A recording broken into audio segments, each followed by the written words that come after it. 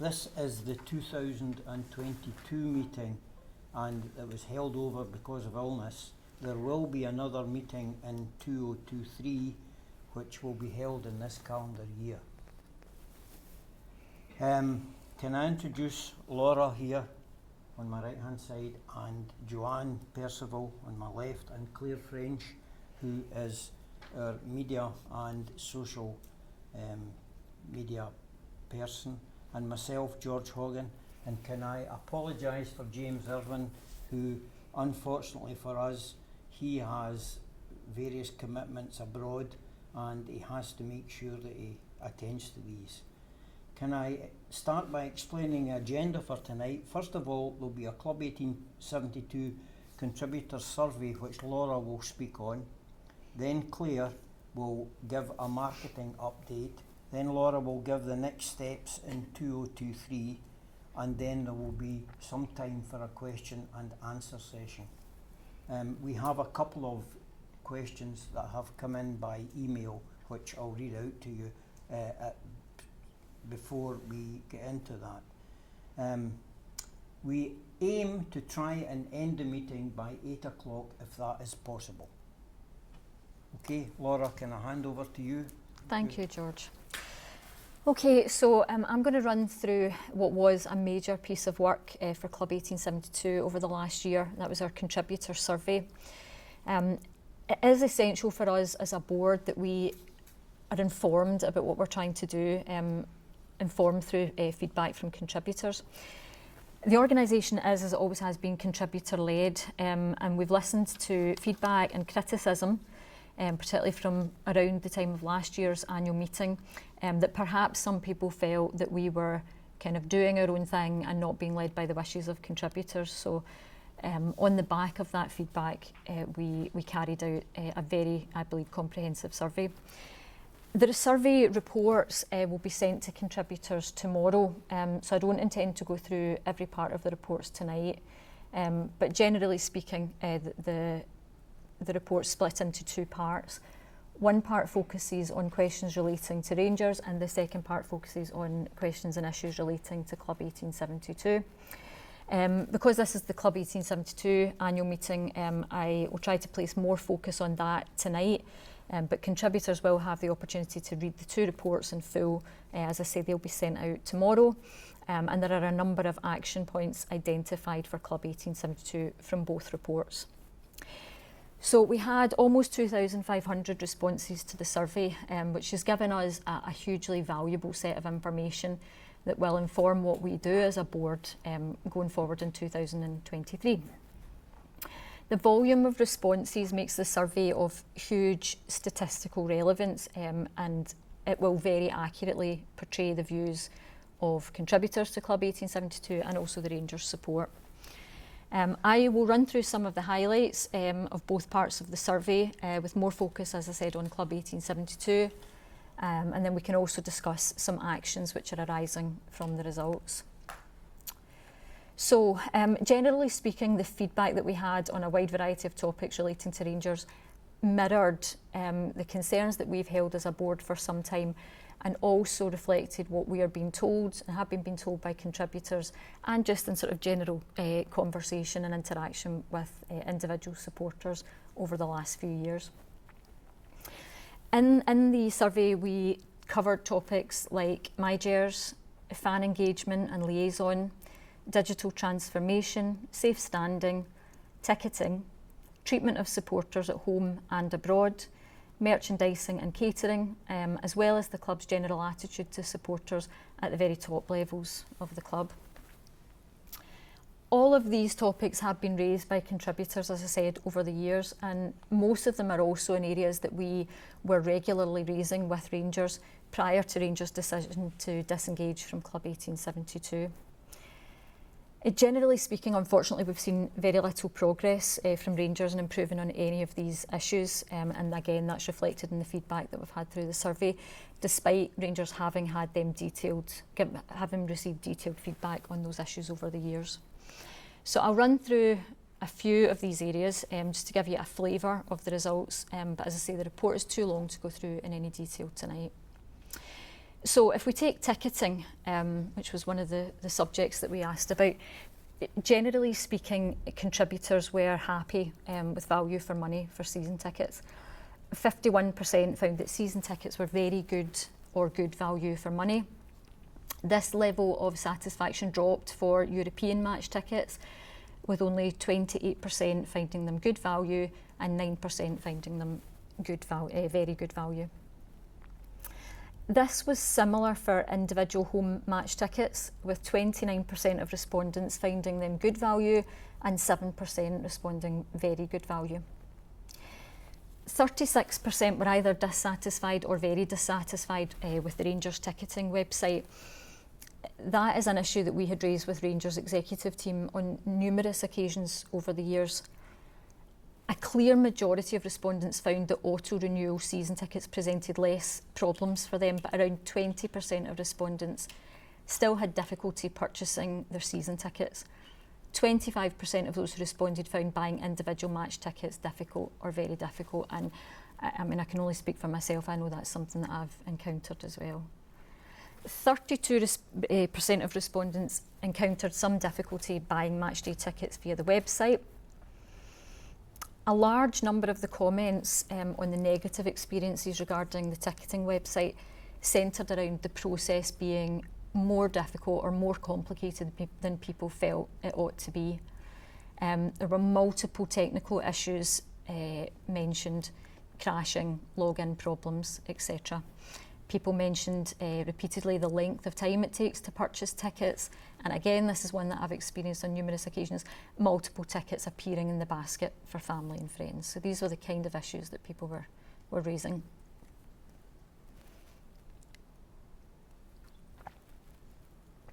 We will raise again, it is our intention to raise again with Rangers the issues around ticketing, including examples of repeated problems being faced by supporters.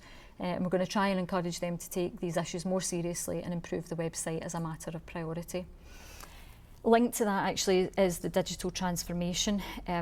So 2 years ago, Stuart Robertson announced a digital transformation project at an AGM, including the launch of what was described as an industry-leading club website and app that aimed to increase fan engagement and improve accessibility and usability. So we asked contributors how successful they thought that project had been. Only 13% believed it had been successful or very successful, with around 40% saying that it had been unsuccessful or very unsuccessful. So this is the type of issue that Club 1872 was raising regularly with the club prior to them disengaging from us in 2020. I suppose the question for us is what accountability is there within Rangers for these types of projects where major announcements are made to the support, but then the implementation of those projects either doesn't go ahead or is largely unsuccessful in making any tangible improvements. In 2023, Club 1872 will write formally to the club on this issue and others where supporters have raised concerns via the survey.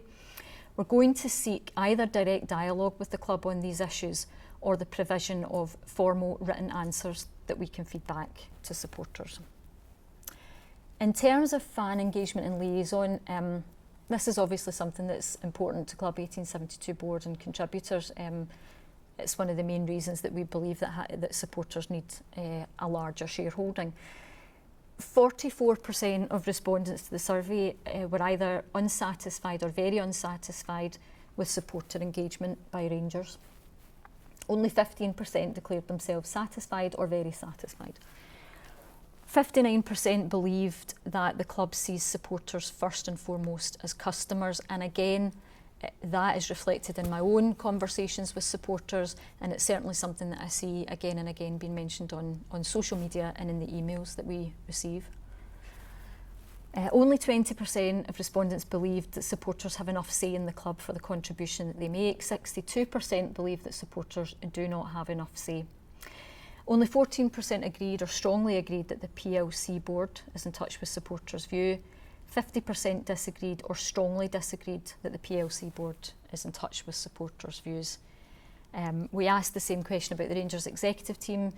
13% agreed or strongly agreed that the Rangers executive team was in touch with their views. 50% disagreed or strongly disagreed that the Rangers executive team is in touch with support reviews. We had 90%, which is a huge number in terms of the overall picture, believed that it was important for supporters to have a voice at the club through a shareholding, with again a big number at 83% believing that there should be supporter representation on the RIFC board.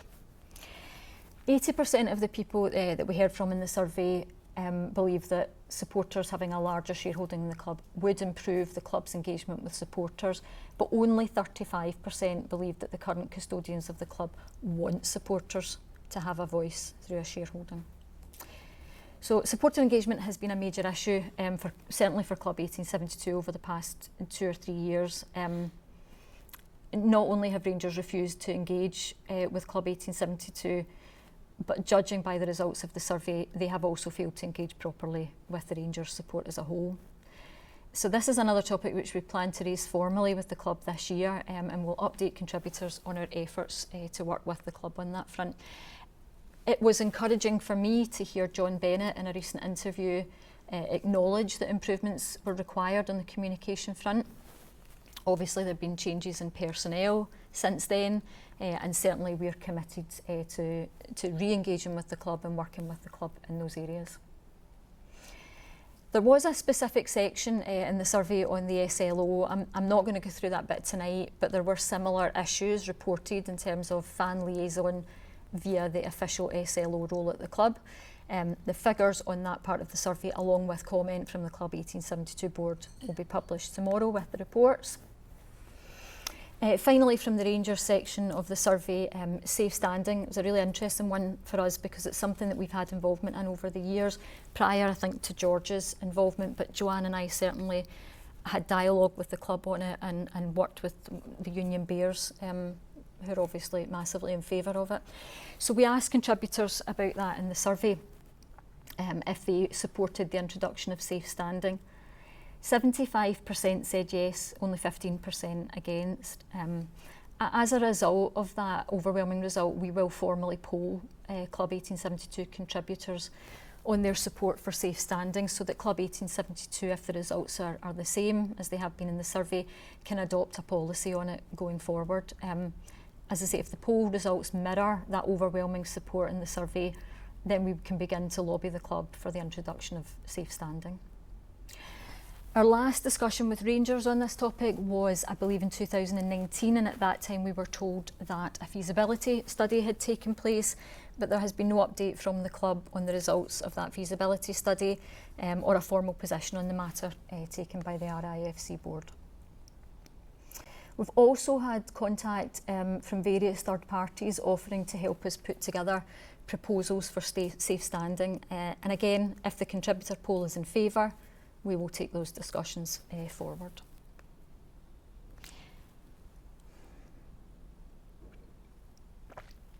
So, for everywhere that's relevant in the report, we've tried to identify action points that the Club 1872 can take to try to improve things. It is interesting to know where contributors are, where the contributor base is on these topics, but it's our responsibility as the Club 1872 board to action those findings. So I'll give some specific examples of those once we've spoken about the Club 1872 results, but in general we want to try to encourage some sort of accountability from the club, because at the moment, based on the results of the survey and the feedback we're getting, that appears to be lacking. Announcements are made, promises are made, there's a lot of talk, but when nothing is delivered, the feedback that we're getting is that nobody at the club appears to take responsibility. So we've seen that to varying degrees with almost everything that we've covered in the survey. And what we'll be saying to the club is that contributors want them to start taking responsibility for what they say they're going to do, and to take responsibility if they fail to do it. So moving on to the Club 1872 side of the survey, I'll take you through some of the results from that. Again, the full report will be published tomorrow. So tonight I'll focus on the section on aims and objectives and the section on communication, which is one area that we identified and talked about at last year's annual meeting as something we wanted and felt a responsibility to explore in more detail. So on aims and objectives, 48% of respondents declared that they were either satisfied or very satisfied with Club 1872 meeting its aims and objectives. 20% declared that they were either unsatisfied or very unsatisfied with Club 1872 in terms of meeting its aims and objectives. There were a number of respondents there who didn't express a view one way or another on that, or express a neutral view. 83% felt that Club 1872 should focus on buying shares. 60% told us that they had not tried to recruit family and friends to Club 1872, and for me that's an interesting result because it was one of the key messages of a previous campaign that we ran. It obviously didn't resonate, and it's useful for us to know that so that we can give more thought to why that didn't work, and if there are other ways to make that core message work. When asked about reasons that other supporters had given for not joining Club 1872, 40% said that they spend too much on Rangers already. 34% didn't understand what Club 1872 was about. 38% couldn't afford it, and 30% didn't know enough about it. 14% indicated that they don't care about the purchase of shares. Now, whilst we are pleased that the largest proportion of contributors are positive about the achievements of the organisation, the board recognises the frustration and the disappointment of the 20% who told us that they were unsatisfied. So we're working to encourage new contributors to join and increase the Club 1872 shareholding. Claire's going to say a bit more in detail about the steps that we've taken to do that. The majority of the 20% mentioned above expressed frustration that more supporters do not contribute to Club 1872. So, as I say, our marketing initiatives, which Claire is going to speak about, have tried to give as much information as possible to supporters through Club 1872 social media, Google Ads and social advertising. We've also previously attempted leafleting at Ibrox on a number of occasions and engagement with media channels used by supporters. We do recognise that there's a lot of misinformation about Club 1872, and we're seeking to correct that where possible. We'll be extending our marketing spend on informational posts on social media in the coming year. And again, that's to try to increase awareness and understanding of what Club 1872 is about. We also recognise the huge financial burden already placed on supporters by Rangers, and that a contribution to Club 1872 is seen by many supporters as an additional cost that they just can't afford. It is impossible for us in reality to compete with the marketing reach, the number of marketing employees and the marketing spend that we see at Rangers. And that obviously leads to more supporters signing up to initiatives like MyJers, even when the feedback that we're getting is that they feel that there is no real benefit to them personally in doing so. However, we will continue to promote Club 1872. That's our core responsibility as a board, or one of our core responsibilities as a board. And we've started generating leads. Claire again is going to touch on that from our social media campaigns, that we hope will translate into more sign-ups as we progress through the year.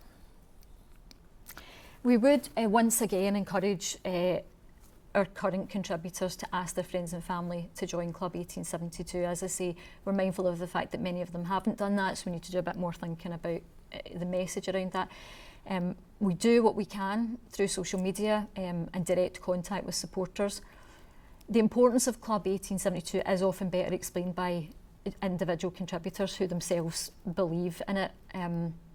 A young supporter, a son, a daughter, a granddaughter, who's signed up for a legacy membership by an existing Club 1872 contributor will have a lifetime vote and say with one of the major shareholders in Rangers. So that's one aspect of the core message that we can again focus on going forward.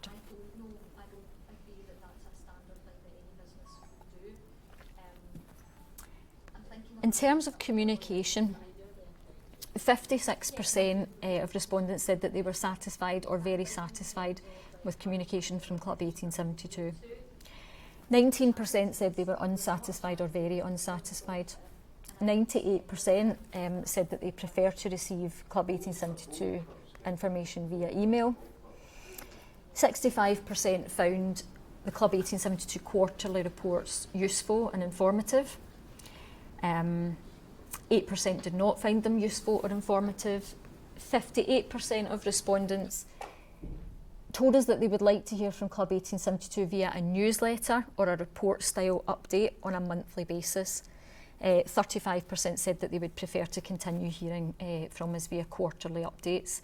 So clearly there is a preference there for change to the way that we have been updating contributors. 80% of respondents did not feel that there was any additional information about the organisation that they were not receiving or should be receiving. 20% felt that there was additional information that they would like to receive. We're obviously pleased that such a high proportion of contributors are satisfied with communication and find the information they're receiving to be useful and informative. However, there was very useful feedback in there from those who felt that they want more information or that they wanted the information delivered in another way. So on the basis of the survey, we're going to move to monthly updates to contributors via email. These will start at the end of February 2023. This was the most popular choice, and it will also serve the people who preferred the quarterly option. A large proportion of contributors who indicated that they were not happy with communication told us that they were not hearing from Club 1872 at all. And again, it's something you see sometimes on social media, people saying, I'm a contributor, I haven't heard from them in months or years or whatever. So that is an issue that we've encountered sporadically. Lil, you'll know this yourself, because you usually deal with those things coming in to the inbox. And it's usually that either the contributor has email settings that block Club 1872 emails, or they've accidentally unsubscribed from Club 1872 emails. What we're going to say to people is that if they have not been receiving the quarterly updates or any other emails from Club 1872, we need them to contact us directly, and we'll put the information on how they can do that in the reports that will go out tomorrow. They might also need to update their emails if they've changed it, because unfortunately the back end of our system is not linked to the email address, so we need to do that manually. We've also received a lot of positive feedback regarding this survey in general. With people indicating that they hope we will continue with that style of engagement with contributors. So that will be the case. We will be following up on some specific areas in the survey in more detail, as well as holding regular surveys throughout the year on other major topics. A number of formal contributor polls will also be held to develop official Club 1872 policy based on the feedback from the survey. All the feedback from contributors, both positive and negative, has been taken on board, and where possible, we will include the requested information going forward in the monthly updates. Okay, so in terms of follow-up, we've outlined in the report that we intend to follow up formally with Rangers on the topics covered. It may well be that they will not engage with us on those topics. It may be that they decide to start acting on supporters' concerns. During the period where they have been disengaged from Club 1872, we haven't picked up on individual issues directly with the club as we should have done, so we will put a more formal process in place. What we have decided is that we will now ask questions directly of the club executives and board. If they refuse to engage or to answer those questions, we will tell contributors that they are refusing to do that on each topic that we've approached them on. That's quite a difficult one, because there's an element within the contributor base and the wider support who feedback to us that they don't like to see that kind of negativity. Airing your dirty linen in public, that kind of thing. But equally, we have a number of contributors who tell us that they appreciate transparency. So we have decided that going forward we will provide regular updates to contributors one way or another on the feedback or the engagement that we have with Rangers. Okay, so just to give you some examples of things that have happened previously where we've tried to engage with the club. So we frequently raised a number of questions and issues that were covered in the survey. What we found, unfortunately, was that there was a really defensive response to that. On ticketing, for example, we raised issues repeatedly with the club around the website and the difficulties that contributors and the wider support were having, how convoluted the system is, issues with certain card payments, all the things that now years later people are saying in this survey that are issues for them. The response we got, unfortunately, was very poor. In some cases we would receive a list of things that the club felt that they were doing well, that it was disappointing that we were raising those issues because here are the things that that we think we're doing well.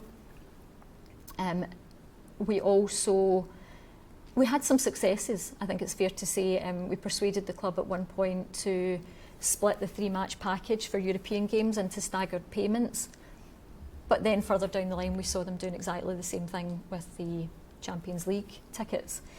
Now that is frustrating for us because we spent a great deal of time speaking to Rangers about that and going through what the issues were and explaining to them, how they could improve their customer service and the ticketing issues. I'm aware that James Bisgrove did an interview with Fan Media where he talked about the feedback that they'd had because it was met with widespread criticism about the Champions League package, and James Bisgrove talked about taking that on board, and they value the feedback, and that's something that they'll use to inform their decisions on that going forward. But we knew that that's something that they had already heard from us. They had taken on board because they'd made the decision in the past to split those payments up, and then had gone back and done exactly the same thing again. So a lot of the feedback that we're getting from contributors is that the club pays us lip service, or that there's spin coming from the club. And I think it's easy to sympathise with that point of view when you hear an executive at the club saying, we value that feedback, we'll take that on board, when we've heard them say the same thing. That's just one particular example.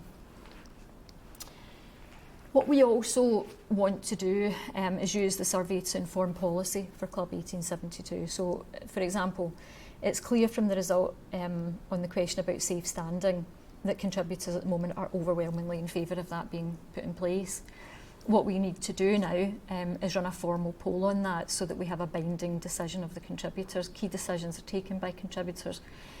So once we have that, we can lobby the club on behalf of contributors to give us a clear position on safe standing. And that might be that they plan to introduce it.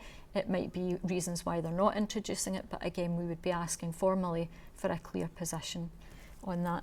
As I said, Joanne and I have been involved with safe standing before. We've worked with the Union Bears for a period to try and get a position from Rangers. We did get as far as I say as a feasibility study. But the club then became evasive about how that would move forward or whether it would move forward. There are some areas that we didn't cover in the survey that we would like to cover in going forward. That includes the amount of money that we've seen leaving Rangers through failed litigation, the possibility that that sum will increase once we know the outcome of ongoing cases, including the withdrawal from the Sydney tournament. Some of those cases have been quite high profile, like Sports Direct, but some of them have gone almost under the radar, like the settlement with Memorial Walls. What they have in common is that decisions made by the current board and in many cases the current club executives have cost the club millions of pounds. From the outside, it seems like the club's reaction to this has been to go to fans in various ways for money rather than deal with the problems internally that led to those decision-making processes that led to those funds being lost.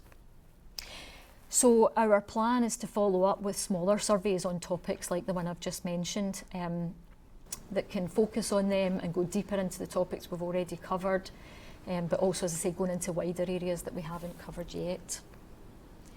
So it is very much our plan to use the results here to try to encourage some sort of positive change, not only in what the club does, but also in what we do at Club 1872. We're trying to listen to what contributors want, and we're introducing the communication that they're asking for. But we also want to make sure that we are advocating for contributors with Rangers. So much of that will obviously depend on the willingness of the club. We are and always have been willing to engage, but in recent years that hasn't been the case from Rangers. We were very encouraged by Douglas Park's words at the AGM that he's happy to engage, but we now obviously need to see evidence of that. We'll say a bit more about that later in the next steps for Club 1872, but we really hope that the club will listen to listen to supporters through Club 1872, And as I say, we're as committed as we ever have been to engaging with them. So I'm going to hand over now to Claire for the marketing presentation. Thank you, Laura. Thanks very much.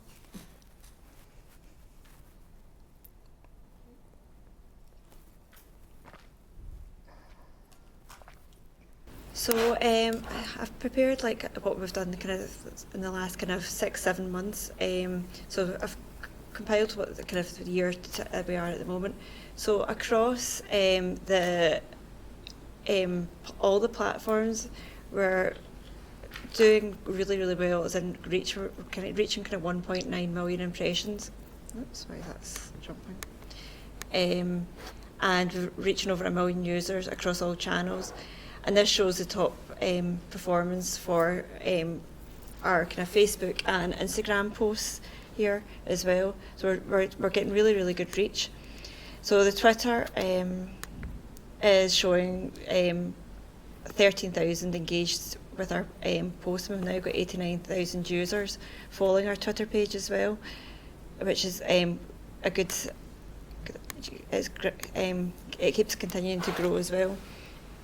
With 135,000 followers across the network, 2.3 thousand new fans and followers, and 1.9 impressions. This doesn't like me today. And 1.6 million page and profile reach. We've got 580 new Facebook follower fans, really just since April, and 719 new Instagram followers, and 1,000 new Twitter followers.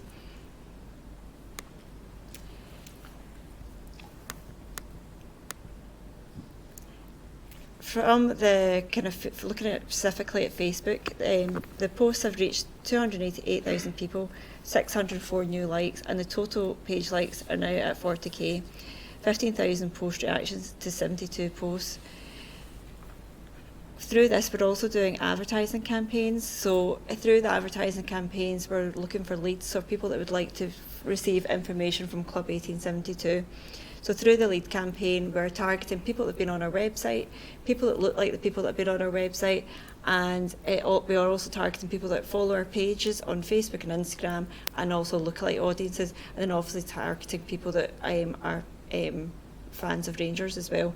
So through that kind of campaign, we're getting in around about 253 leads, and we've spent the reach of that has been 127,000, and it's doing quite well now. It's starting to kind of work better, and with the leads, so they're all quite good quality leads, and it's just trying to convert the people that are actually interested, and they're giving their phone number and email addresses. So the ones that we're giving that, we're then sending them an email campaign as well. If all the leads converted, it'd be worth to Club 1872 126,000 over the last 6 months. So it is a case of trying to get these leads that people have put an interest in to actually then convert.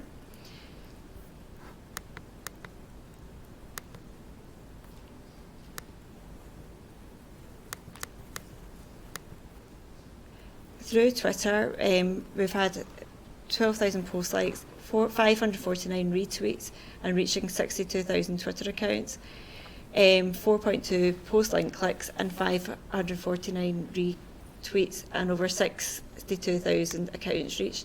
So the Twitter posts are actually, again, doing quite well. Even with the algorithms, we're reaching quite a lot of accounts with it too. For Instagram, we have 16,000 likes. Account reach has increased as well by 340% in the last kind of 6-7 months, which is really good. And we've got 5.4 thousand page likes.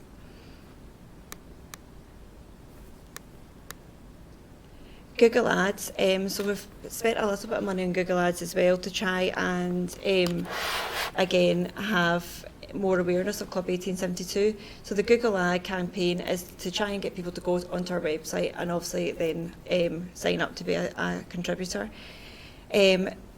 Through the campaign, we've had 2.8 thousand clicks straight through to the website, which is really good, but it's just then trying to get them to convert. part of the social media campaign for Facebook ads as well is to retarget these people, because quite often they say it takes kind of 3 hits before they would actually do an action to then join Club 1872.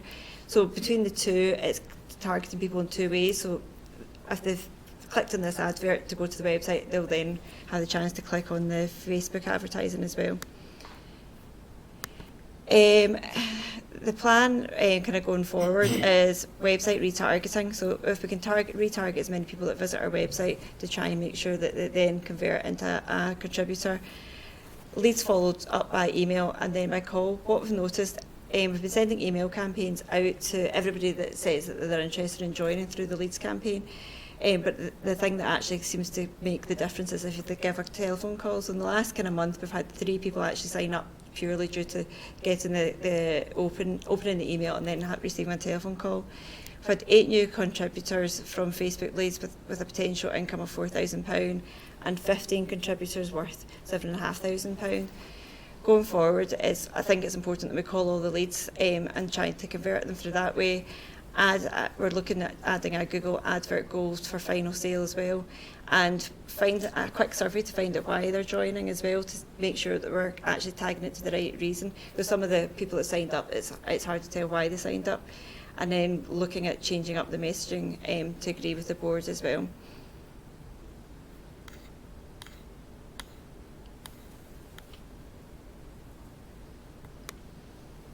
Any questions?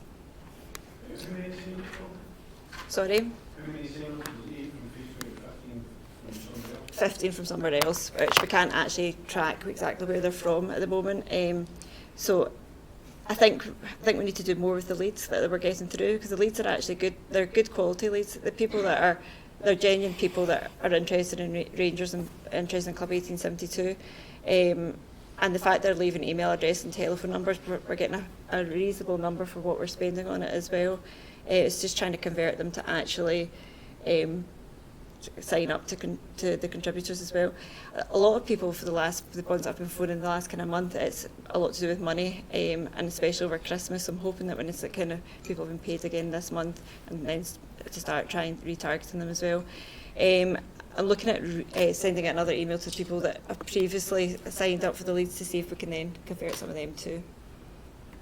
I think for me, it's I'm going to say a wee bit more about Craig later on, but that was one of the things that Craig was just starting to work on, and I've known Craig for a long time, and I think that was a skill set that he had. I think he would have been really great on the phones. Mm-hmm. Unfortunately, Craig got another opportunity, so we've not lost him entirely because he's still volunteering, but I think we need to look at that area. I know that you're doing a bit of that, Claire, and certainly the board can do bits and bobs of that, but we will be looking, we talked about professionalising the organisation, that's partly been done, so I think we need to pick up where Craig left off, just on that subject there, Claire, of, as you've said, of sort of following up on the leads. Yeah, it definitely makes a huge difference, because in the last month, like 3 of these 8 that were due to phone calls in the last month as well, so it just shows that the phone call is the extra kind of added touch that was needed. And I think with Craig leaving, the ones that were done before that, and then there's a gap, and then trying to follow up the telephone calls as well.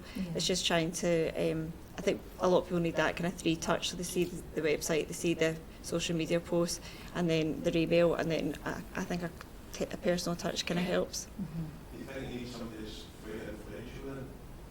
I'm not.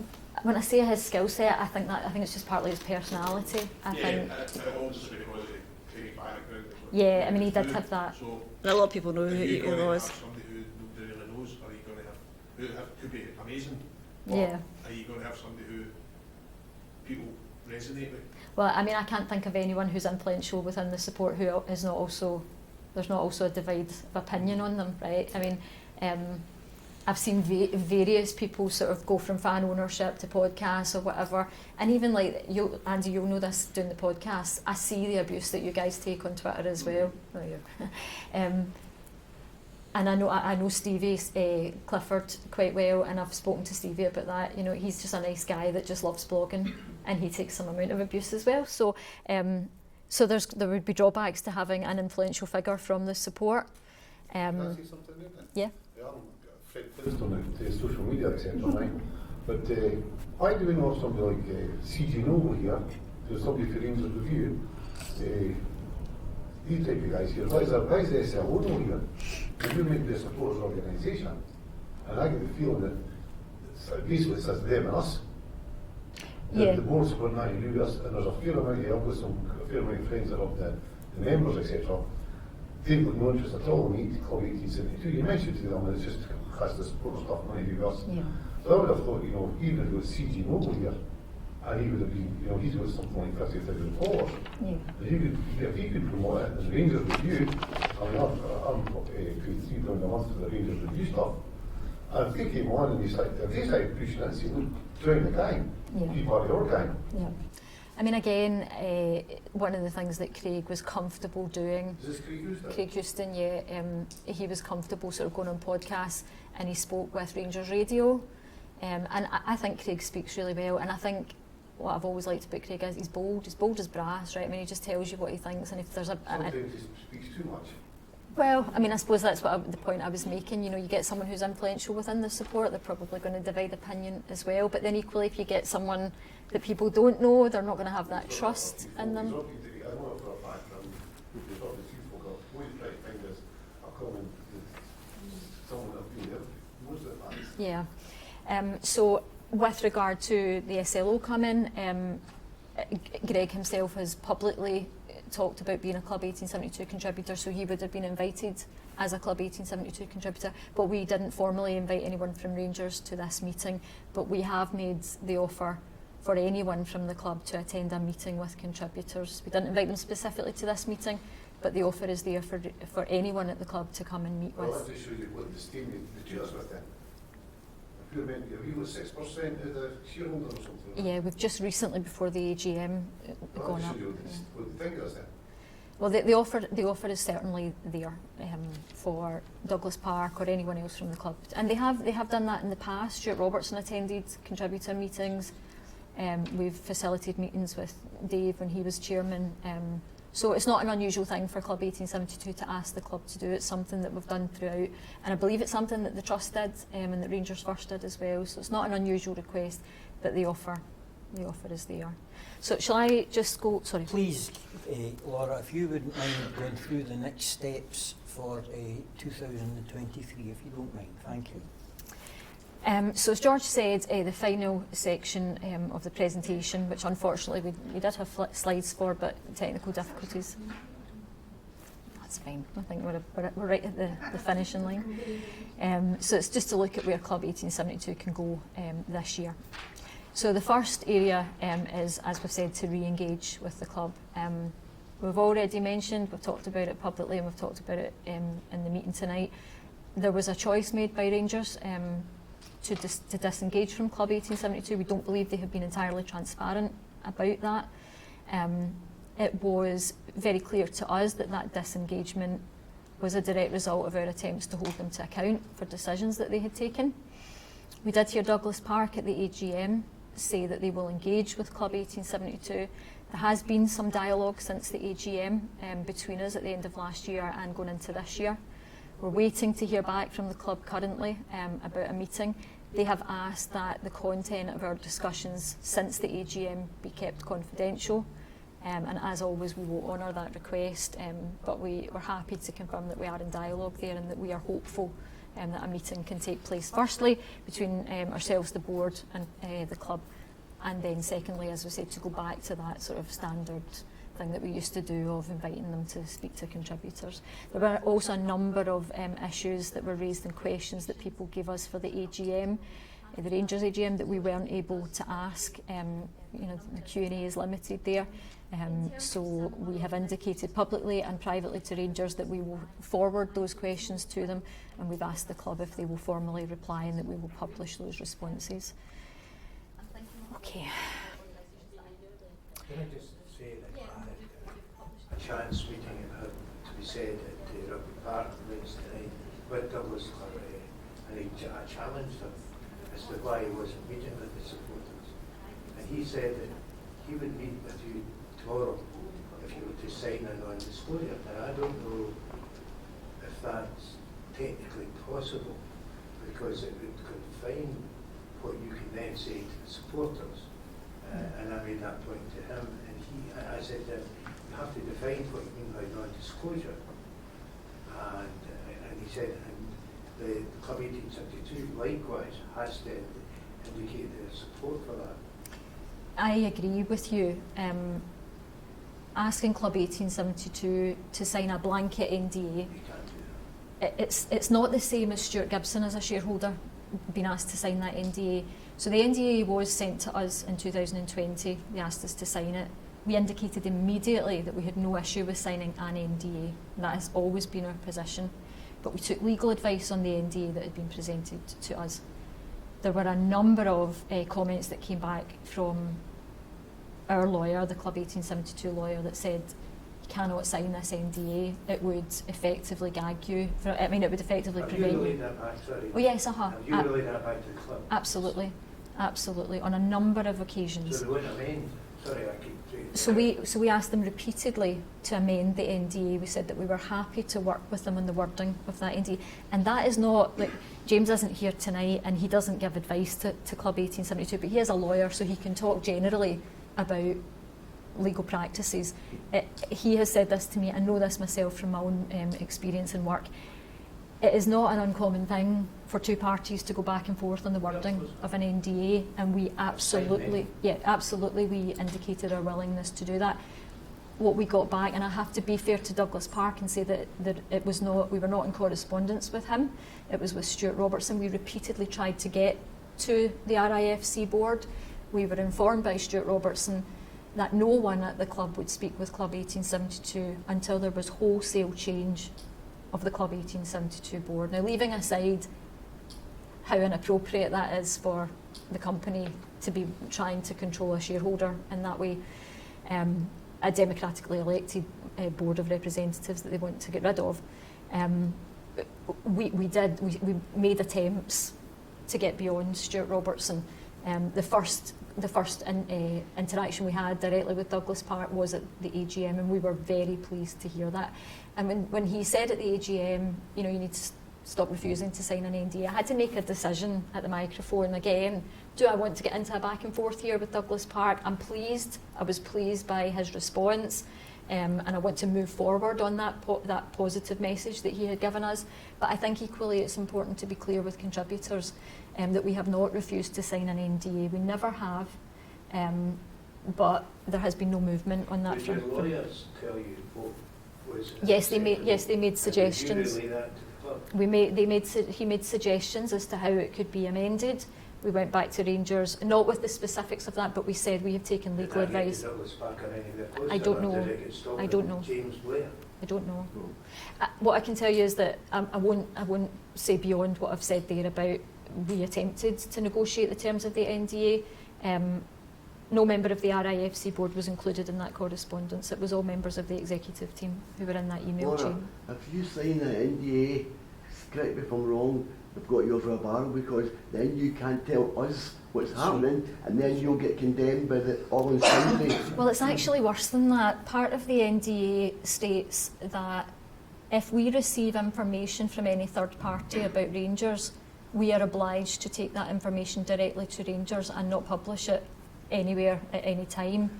So any whistleblower that came to Club 1872 with concerns, So you're over a barrel. It's a catch-22, they say, because they've got you. If you sign it, you're dead in what as regards us, the Yes, punters, and correct. because That's if you say it as it is. As it is, Aye, as it obviously, stands. it's up for negotiation. Yeah. Hopefully. So in the last email that we sent to Douglas, we reiterated that point, that we are happy to sign an NDA, and we're not constitutionally prevented from doing that. It's not about an unwillingness to do it, Is it terms? but we have to have a discussion about the terms of that NDA. So we haven't had a response to that yet, but that's a point that was raised on a number of occasions with Stuart Robertson and has also been repeated to Douglas Park. But like, I want to be positive about our interaction with Douglas Park, because his announcement at the AGM was contrary to what we had been told by executives at the club. And it was very welcome information, because I don't think there's anybody in this room or beyond who would want Club 1872 to not be in dialogue with Rangers, and it's certainly not what, just in terms of the personalities who are involved at Club 1872, regardless of what the core sort of function of it is, We want to be in dialogue with them. So that's something we'll take forward. But I agree with you both about the terms of I the can let NDA. the phone to him. Okay, that's what I say. He's got more problems than he has at Rangers, let me tell you, big time, as Arnold Clark has, if you have read any of the press, if we... I don't know anything about that, No, but we've certainly... had to shut down a system. Oh, right, okay, I didn't know that, okay. Costing them millions, it could cost them even more. Okay, so we want to engage with Rangers and we want to be respectful of their requests for some things to be confidential. What we will be saying is that we will be publicly raising issues which are not commercially confidential, and we will be expecting the club to address those issues publicly, or again to provide us with answers that we can share with contributors.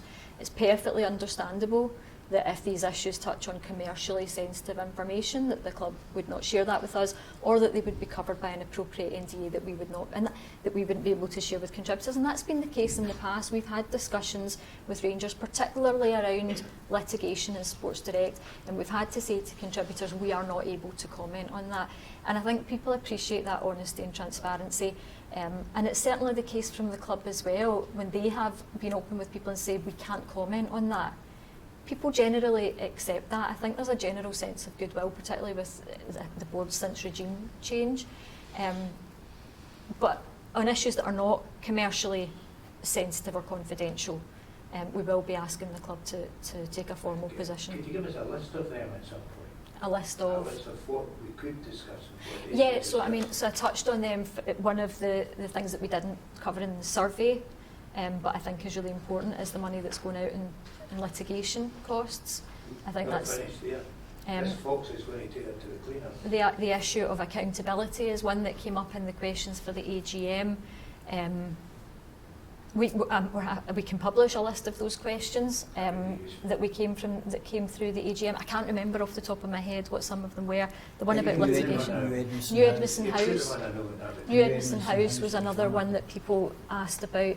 And again, it was around the communication about that there have been so many delays, that there's been reports of how much money Edmiston House will bring in, but no clarity on when it will start to make a profit, how long it's going to take us to pay what it's costing. My understanding is that the costs have spiralled, but again, communication hasn't been very clear on that. And again, accountability. There are people who've written to us and said it looks as though there have been failures in the process of building Edmiston House. Say again? 6 months behind. Yeah, So what people are saying is who's taking responsibility for that at the club, who takes accountability for You those always pay things. over £50,000 and get my dear life membership. Yes, you can. That's You can buy your way for a You're ticket, told yeah. I think that's one of that's an Yeah, example. That's an example of where people are telling us that they feel like the club is treating us like customers, Yes. and that they feel they're paying us lip service because they talk a lot about loyalty. yes. And that it's about your loyalty, not how much you can spend. But that example of what you can buy for £50,000, Laura, I can be as loyal as the next guy, but if he's got £50,000 and I don't, Laura, he's I'm getting- flipping it. You can get 10 emails a day for Rangers wanting this, that, next thing. If Steve's asked you to join Opus Dei and you got my dear points for it, they would probably money with it.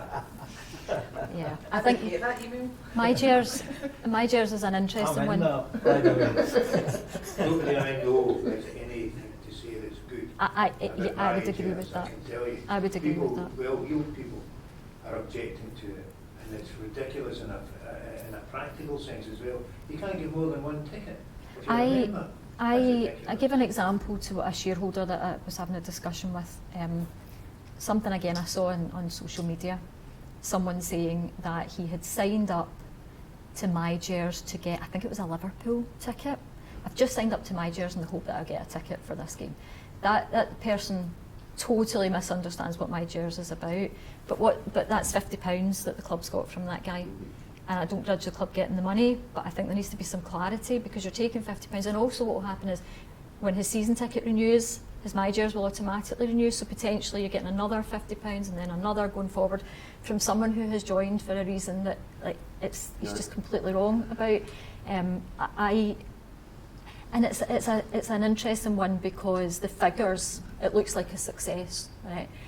People are buying into MyJers, and it's great income for the club, but there's a real feeling of dissatisfaction.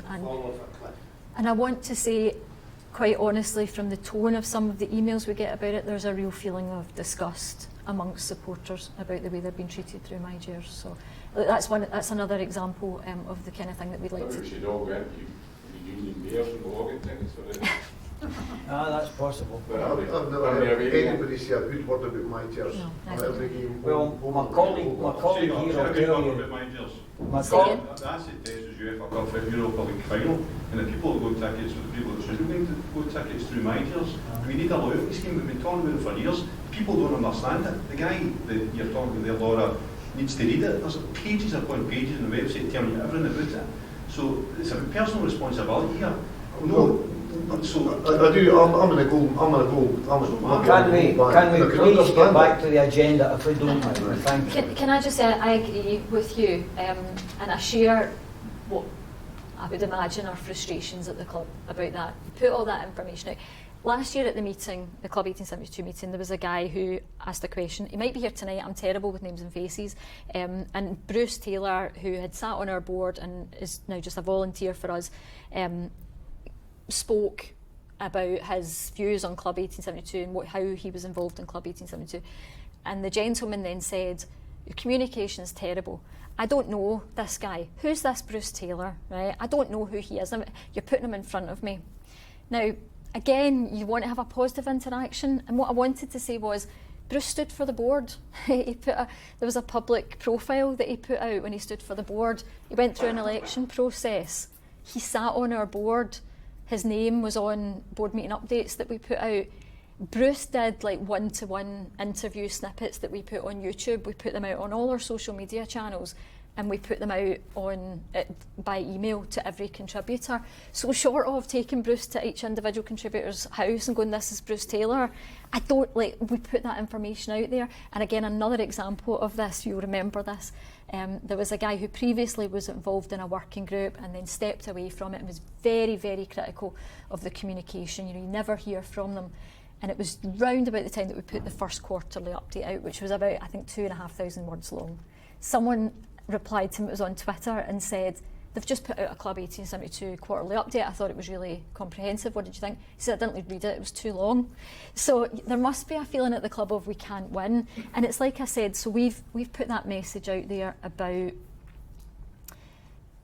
try to get friends and family to sign up. For whatever reason, that hasn't resonated.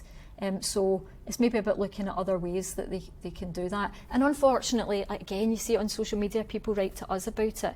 It's frustrating for us that we go with a list of questions that cover really serious topics that we know are of interest to the general support, but we only get to ask 2 questions at the AGM. So again, an open discussion with the club. Come and sit in front of us in a room and we'll talk to you about, if the defence says we already put that information out there, then let's hear ideas on if that's not working, and it's clearly not. But I do have some sympathy for the club on that front because the information's out there, but,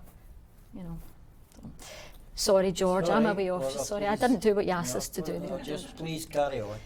Okay. I thought you'd finished. So, No, she's got a wee bit to come yet. So, just to go back to the point, if information is commercially sensitive or confidential, obviously we won't disclose that, but we cannot, and again this goes back to your point, Brian, we can't operate on the basis of only private conversations with the club because it would prevent Club 1872 from fulfilling one of its key roles, and because unfortunately we have seen a number of what we thought were private conversations leaked onto social media. So we want to engage with the club, but we will be open with contributors, and if the club refuses to engage them, we will tell you that. We express concerns about the way the club was being run on a day-to-day basis. Those concerns remain and are clearly shared by a large number of supporters. Unfortunately, our experience over the last few years tells us that the only real way to hold the current custodians to account is through a larger shareholding. I mean, I don't need to, I'd be preaching to the converted. We're all here because we believe that ourselves as Club 1872 contributors. But we will try to do our best with the shareholding that we currently have. I'd also like to provide a short update on where we are with the share purchase with Dave King. So the agreement was a 3-year agreement to purchase the entirety of his shareholding. That is a binding legal share option agreement, but it is subject to minimum milestones, which we are currently not meeting.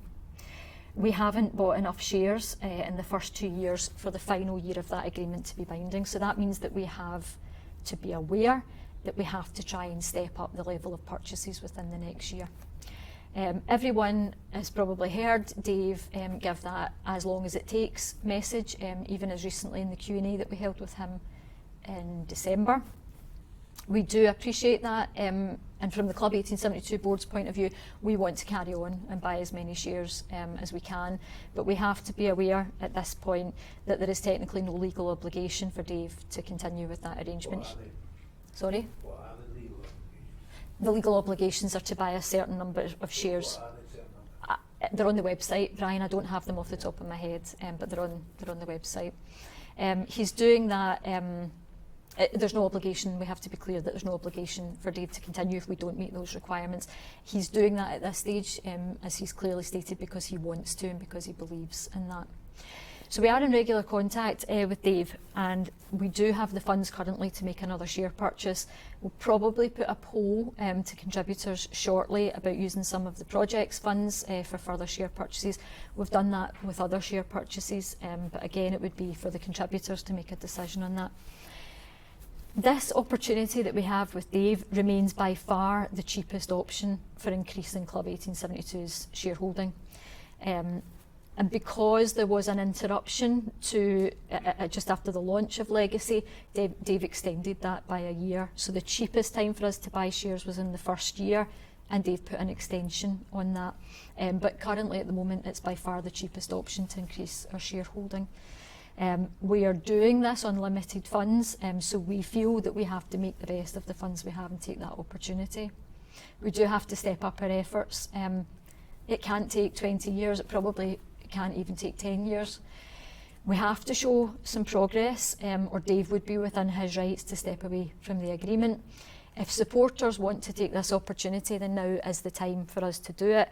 It won't be available to us forever, and I think it would be a real shame to miss out on that. And I can't remember the term you used there about responsibility, Andy, but for me it is about taking collective responsibility. We have that opportunity, but we also have a responsibility as a support to buy those shares. So that brings us on to growing Club 1872. What we've seen in the past 9 months or so has been us putting the building blocks in place for growth. We talked a lot last year about professionalising the organisation. That partly has been achieved. You've heard from Claire on the marketing front, and that's something we want to grow, as Claire said. We can spend more on that. We've spent around 1/3 of the budget that we had that contributors approved last year, and we now want to focus on the areas where we believe we can have the most success. We've heard from contributors through the survey on the reasons given to them by other fans for not joining. Some of those, unfortunately, we can't do much about, like people not being able to afford it, people spending too much on Rangers already, or simply not being interested in fan ownership. But for those who have said they don't know enough about Club 1872, we can certainly try to use that targeted marketing that Claire is working on to provide people with the information they need to hopefully take the step to join. To be clear, there is a finite list of reasons for people to contribute to Club 1872, and we've tried over the years to present those reasons as clearly as possible.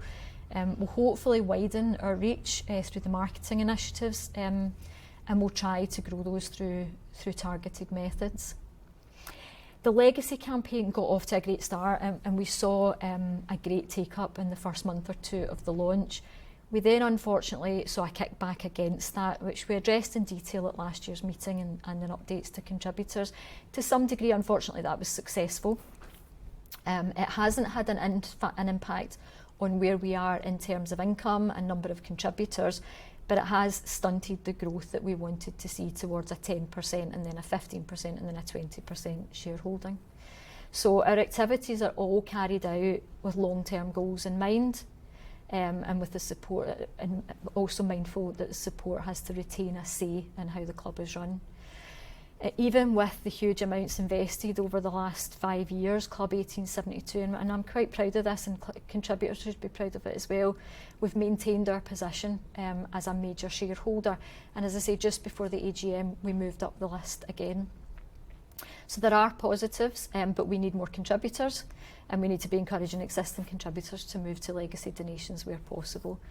This year we have seen the income drop from what we outlined last year. Now that was always part of the plan, because the legacy donations would drop off when people stopped paying their legacy donations. So people revert to the £10 a month level.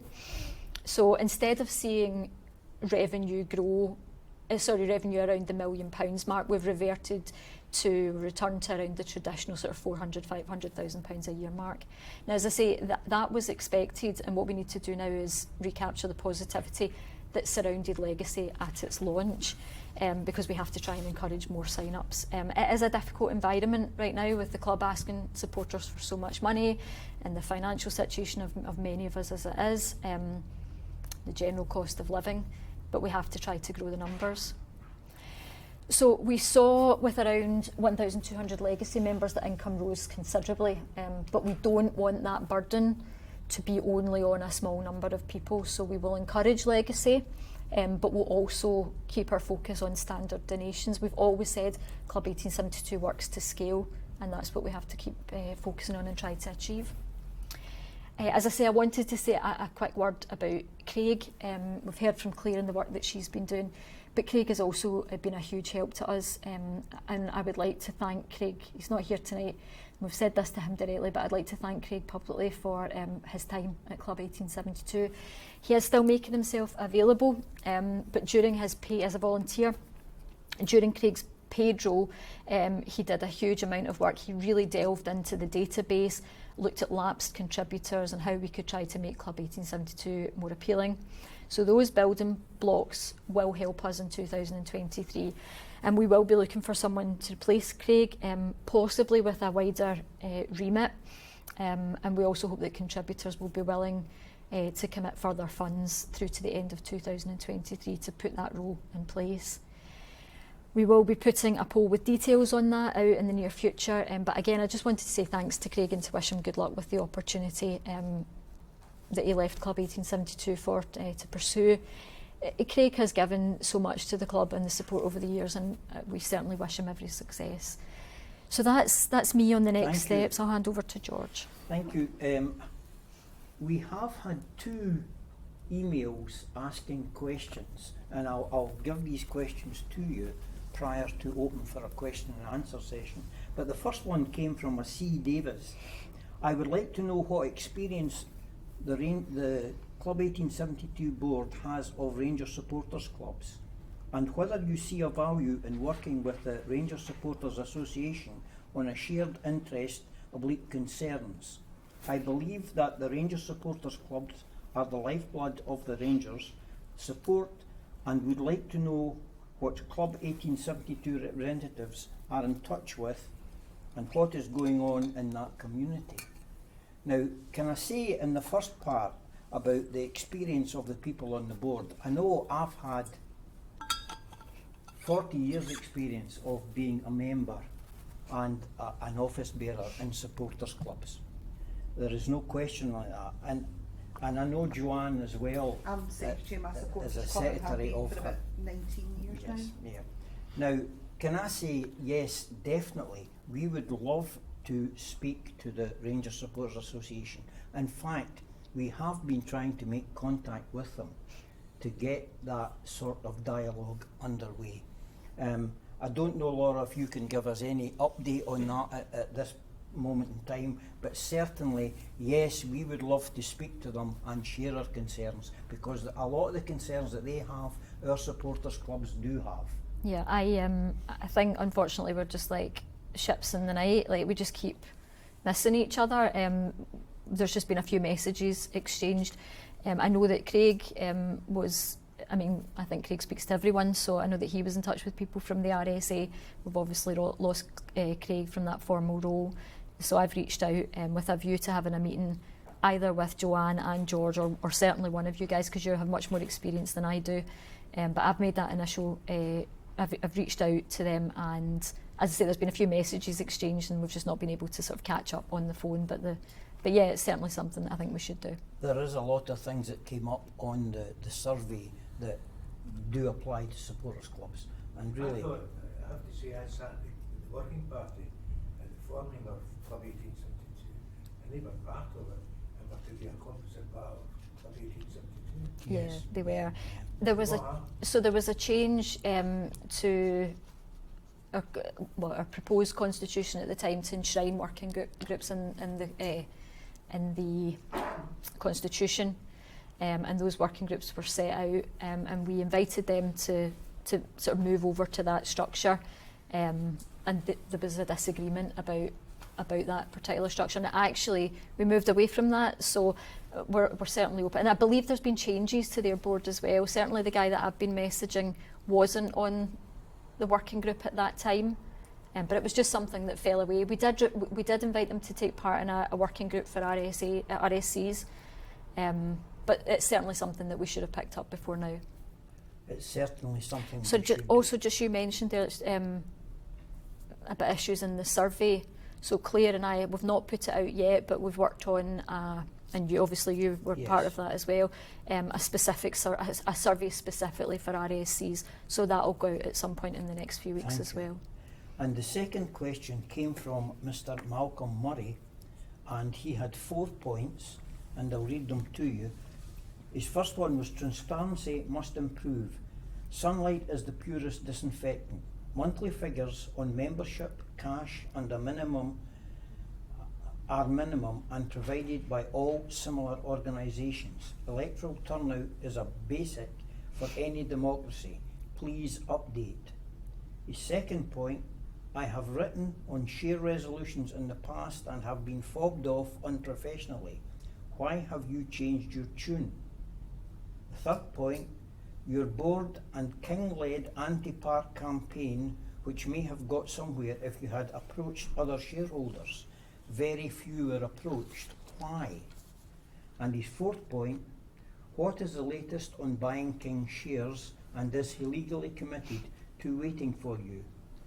And his fifth point was, have you met Miss Fox, the US investor? If not, why? Now, Mr. Murray did say he had an attending friend who also has a copy of these questions. Does that friend wish to add anything I've said, or have I covered the points that he... Well, you made the point that you haven't answered the questions. Well, No, I haven't. No, I certainly haven't answered the question. That's fine. but that is the email in its entirety, I think, there. Yeah, and that's what you answered. Yeah, that's fine. But you need to answer. Certainly. Okay, so can I just look, because I've course. forgotten them already. Okay, so transparency, monthly figures on membership. Those figures are on the website, the number of contributors. So we have the number of contributors and also the number of legacy contributors. Yeah, they're on the website. I'm Yeah. trying to see it, yeah. I mean, they're I think literally on the first page that you go to. And then they're in the... So I had a look today because actually we think there might be an issue with the legacy number,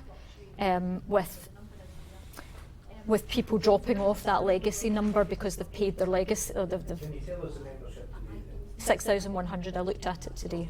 Okay, so those figures are on the website. So there we go. There's a slight issue, as I say, I think, a technical issue with the legacy numbers. I think that what might be happening for some people is that when they complete their legacy payment and move on to a monthly 10 donation, that they're then dropping off that figure for legacy. So I've asked the webmaster to have a look at that and we can update on that. But we do provide membership figures. How's that by comparison to last year at this time? Well, again, I can't answer that fully because I don't know how many have dropped. Is it possible to get these figures? Yes, I have. We've asked the webmaster to look into that to get an updated figure because there's no point in us putting a number on the website if it's not correct. So But we don't have that issue with the overall number of contributors. And again, but that does change, sometimes by hundreds every month because people's credit cards expire. Sometimes people miss a payment. We're not providing a service to people, so it's not like we cut them off. You know, we have to give them some grace. People are making donations, and if there's a couple of months where they can't make that donation, so it does fluctuate, but the number is there. In terms of similar organisations publishing sort of monthly figures and what's in the bank, I don't know. I don't agree that that's a standard thing that any business would do. I'm thinking of other organisations that we publish the yearly accounts, but I'm thinking in terms of like other organisations that I donate to. They're charities. We're not a charity, but we're a non-profit, and I don't see any of the charities that I'm involved with. Bowling clubs, golf clubs, they give quarterly. I wouldn't have it. Yeah.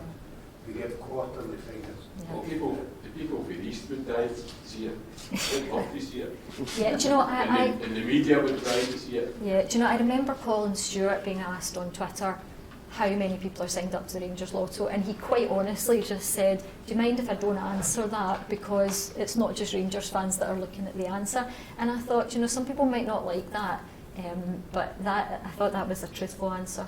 So there is that, but I don't agree that it's standard practice to do that. What team we actually support. Yeah.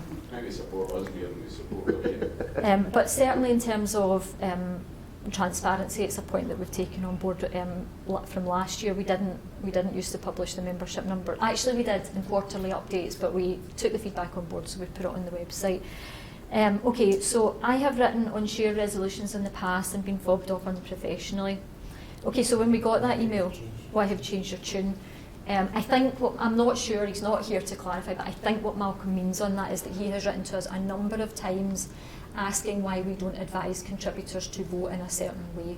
He has very strong views, particularly on the finances around Rangers. I won't say what those views are, but he's openly saying that he's written to us about it, so I don't think I'm betraying a confidence here. I checked back, and we have on a number of occasions, and I'm happy to say this directly to Malcolm, but he's unfortunately not here tonight. We've on a number of occasions explained to Malcolm that we take a neutral position. The organisation's contributor-led. It is not. We don't believe as a board that it's appropriate for us to tell people how to vote. So that question has been asked and answered. I don't know what he means by change your tune, but I think it's linked to the next question where he says, you and King led an anti-park campaign, which may have got somewhere. So I think he's suggesting, by changing your tune, I think he's suggesting that we did tell people how to vote. We didn't. No, it's not that. I don't think it's that. He's of the opinion, as I am, that you and Mr. King should have been more proactive in terms of getting people to vote, because had you, that particular resolution would never have been carried.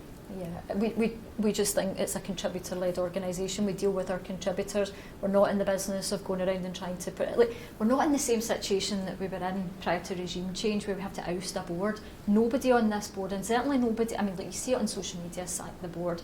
I don't think we're anywhere near that level of discontent or concern. So we, as a board, would not be going around trying to influence other shareholders. If you were to put it on to your website on a quarterly basis or whatever, and a run-up, and there was information on about the board's decision and how it came about, what I would say is that in that particular one, all I'm saying is, had you wanted to beat the Rangers board, it was highly feasible, it could have been done. But it doesn't really matter if we were to. I know a number of small shareholders, and I'm meaning under 1%, who, if you added them up, would have beaten that board decision.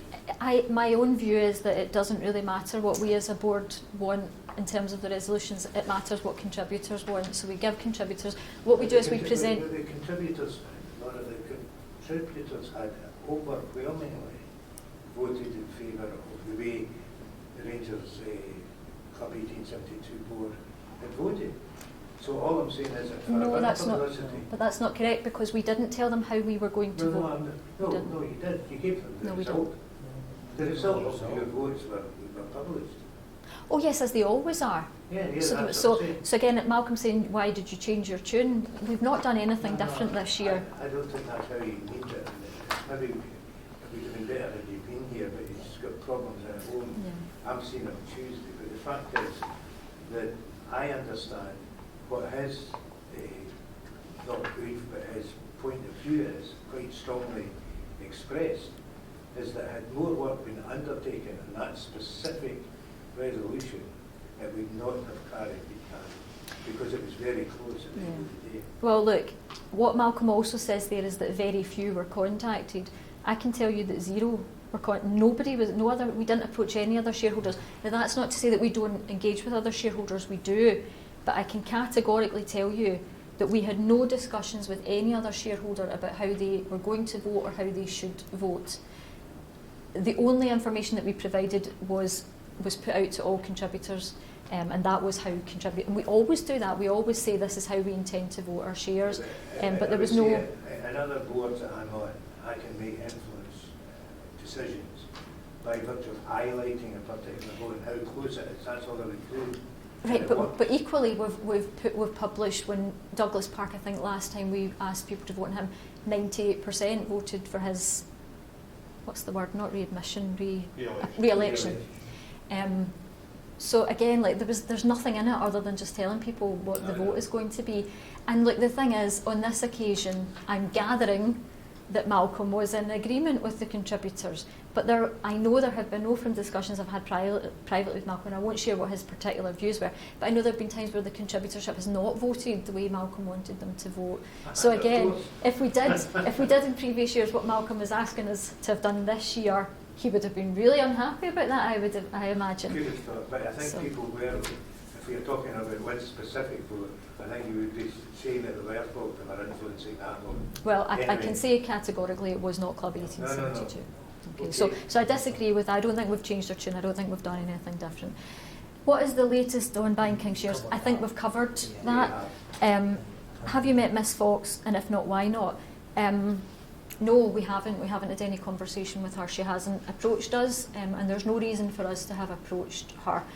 There are ongoing discussions, and there have been for as long as I've been involved at Club 1872 about various people wanting to invest. You know, you get phone calls from people and they say, I've heard so-and-so's. And I know that Malcolm himself, he's discussed with us that he has brought people to the table, to Rangers who may want to invest. So Malcolm, for example, has never asked us to meet with the people that he has suggested invest in Rangers. So I'm a bit confused as to why Malcolm would have wanted us to meet specifically with Miss Fox but not others. She was going around, and I know this for a fact, anybody that had anywhere near to 1% and above was approached directly by her. We weren't. And you weren't. We weren't. Why? And that's what. Well, I suppose because it's. Why not? Well, I suppose. Well, he's asking why we can't sell our shares. So maybe she did her homework and realised that we couldn't sell shares. You And didn't do I don't all know. that vague. I don't know because I have had no contact with her. All I know of her is the concerns that the club have raised. I know they raised that action and then withdrew it. But again, I only know what's in the public domain. I haven't had any conversations with Rangers. Something on that is that they could be found guilty in a California court to the level of what she sees as lost business, and that bill would be $50 million. Well, I don't know anything about that, but certainly if that's the case, or if there is any risk there, then I think. Anyway? Well, we have no reason to interact with her is the answer. She has not contacted us, and we didn't see. That's all we need to know. I mean, in terms of that last question, the fact is that it's not of any consequence because she does, and there are people of that ilk, like Newcastle, where the person got the support that was required, and that's all this woman's doing. She's what's known as a facilitator in the business, and I've had them from the over the years. Folks, can I say that we have now covered most of the topics. Is there anyone got a specific question that they need to ask? I wouldn't like you to go away not... That's what I actually done last year, and I said quite bluntly that we needed to do branch reform and rebrand and everything else, and I'm not going to stand up here and say the same, but I'm going to try and be constructive. I think this is a an organisation which is standing still, stagnating. We're asking ourselves, why do people not want to advocate to their friends and family? It's because there's apathy. We're in Govan, there's 7 folk here. Totally agree. Our profile, the Club 1872 profile is it's in the gutter. What I would like to It's drive really to low. here is that we speak about marketing, and we spoke last year about marketing budget, and we spoke about getting an operations manager, which never happened, and Craig came and left as soon as he came. So here, it's 15 months past, and the gains, I'm not going to say there's no been gains, because obviously it has, and I've checked out my emails and I've looked at engagement, there's been gains, but it's still nowhere near what's required. The legacy campaign with regards to Mr King's shares is a flop. I think we can stand here now and say, look, it's no done what it's supposed to do. The engagement with Rangers is now 0. This needs to be a partner with, well, close to 0, Laura. It was 0 last year, Yeah. certainly. And it's not what it needs to be, and we need to be, as much as shareholders, a partner with Rangers. That doesn't need to be a nod and dog to Rangers board, but we need to be asking them questions in the right way, and they can trust us. And the NDA thing, I totally get. Was there an NDA beforehand, before the Castor issue? I would say no. So there's an element of trust here. We've got to look at the board. We've got to ask, and the Stuart Robertson can't dictate who's on our board, but by the same token, we've been here since 2016, mostly the same players, the same actors. We've got to look at what's preventing the Club 1872 moving forward. It's perception amongst the fan base. Nobody cares. Nobody cares. The perception of what we're trying to achieve. I'm only here because I want 25% plus. That should be the laser focus. That should be the reason for every single action you guys take. And there's too many things happening that are just, it's just withering away. And the opportunity is going to be lost soon because you can't claw it back. We've got, I don't know what it's 23 contributors, great, but we need to know, and I take your point on board about, Celtic fans looking at numbers. We need to know where we were in 2016, where we are now, because I don't know what the trajectory is. So I don't want to come in too hard here, but every year I attend, and I just do not see what is happening. It's the same guys who were here last year. This could have been a Zoom, this could have been anything. Wasn't even mentioned on the Twitter, wasn't even mentioned on Facebook that was going to contribute. I mean, the website, the quarterly report for the last one, which was in Q1 2022, isn't on the website. PR's I've got it printed here. PR's definitely low. We've got to be extended, it's got to be highlighted. Yeah. Hardly We've got 1,100 subscribers on YouTube. We're talking about engagement. Put a video on YouTube explaining exactly what Club 1872 is about. And my last point is, Mr King is a double-edged sword. It's a great opportunity, but also we all know that there's a fracture between Mr King and the Rangers board. I don't care. I do not give one toss, but it's putting you in a position where Club 1872 is viewed, rightly or wrongly, as a proxy for Dave King. And therefore folk either don't want to understand or don't want to get involved, and they'll just step away from it, and that's where the apathy is coming from. Yeah. And I'm appealing to you that there needs to be some kind of dynamism, there needs to be inspiration. This organisation should be planning towards building the next Ibrox Stadium. That's the kind of aspirations we should have. Know this. Yeah. This is it's stagnating. Okay, so there's loads. There's loads in there. I can't even remember what. Specific question asked for. Okay. 100%. I should have taken 100% note. correct. I should have taken notes on everything. Oh, did you? Right. So operations manager didn't happen. To be fair, we did say at the time we put the poll out, it may be that more than one person is required. One role might not work. And Claire had a very strong CV. Craig offered something unique. So we felt it appropriate to sort of separate those parts of the role. But as I say, we will look at widening that role again for someone that comes in. But with the candidates that we got in, we felt that an operations manager was not like that was a one-way street that wouldn't have worked at the time. Honestly, I'm so sorry, I can't remember. Yeah. So look, what I would say, we're a great support, right? I'm really proud to be a Rangers supporter, but there are aspects of our support. Let's be honest, right? When the club was on its knees, facing liquidation, and there was that call to arms, and RF grew like wildfire on social media, Our figures indicate that they never had more than about 12,000 people. 16,000. That's not correct, but like, okay. Well, I was in the board, and I got figures and we presented them. The figures that presented, like we've covered this previously, I know. right? So, okay, let's say it was 16,000. That's pretty pitiful for a support of our size, and at some point we do have to take collective responsibility. And that's not to say that I'm just blaming everybody else, but there's a lack of appetite for people getting involved at Club 1872. What we hear consistently is because of what happens to you on social media when you put yourself up for it, unfortunately. But I do think we have to foster a sense of collective responsibility, and maybe that means being honest with ourselves as a support and say, we're great at away days, right, brilliant, but we're not so good when it comes to taking responsibility for managing the club and leading the club forward.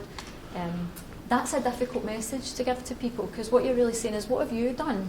Right? If what you're doing is sitting and looking at the small number of people who do contribute and go, they're stagnating, and I know that's not the tone that you used, but actually it's a difficult message. Claire, you and I can talk more about this because you're the marketing brain, but how do you say to people, what have you done and what are you going to do?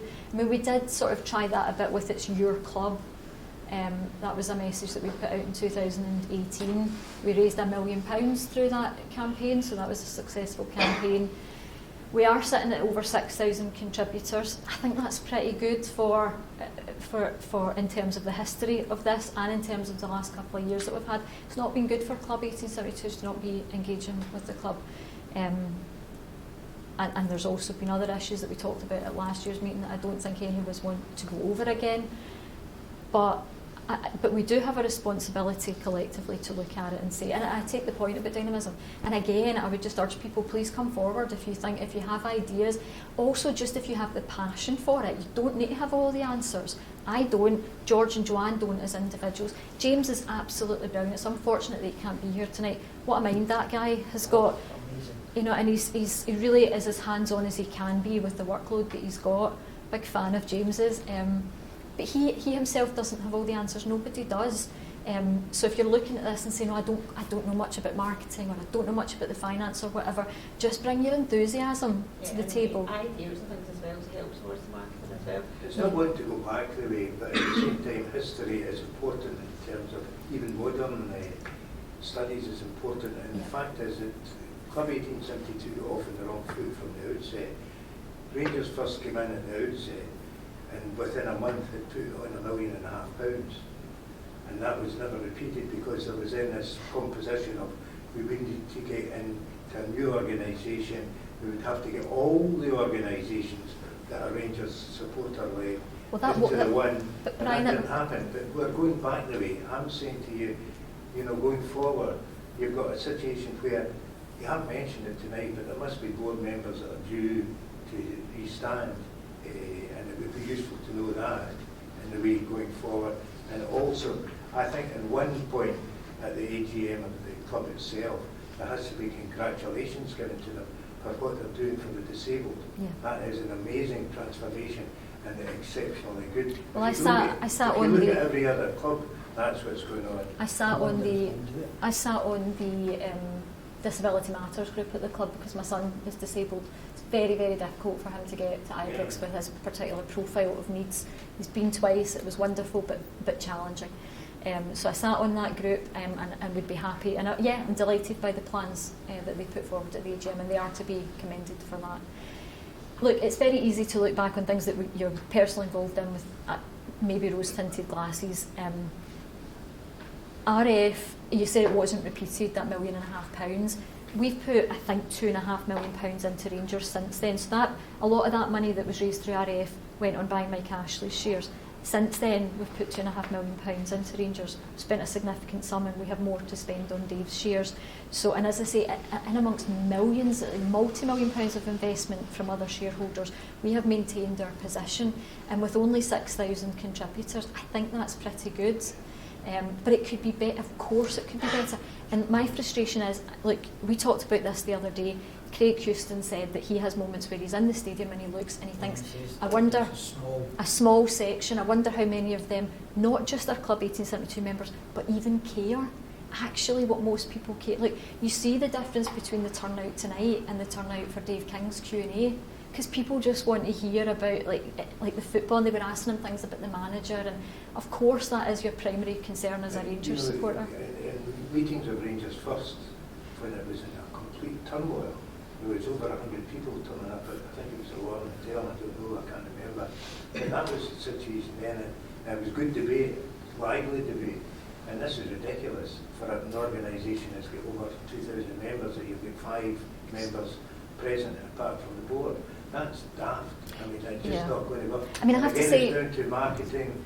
Part of that is to get it. But I asked the question as to what the board composition is and what it's likely to be, and when the AGM or when it's the annual meetings of the board members itself. That's an important fact.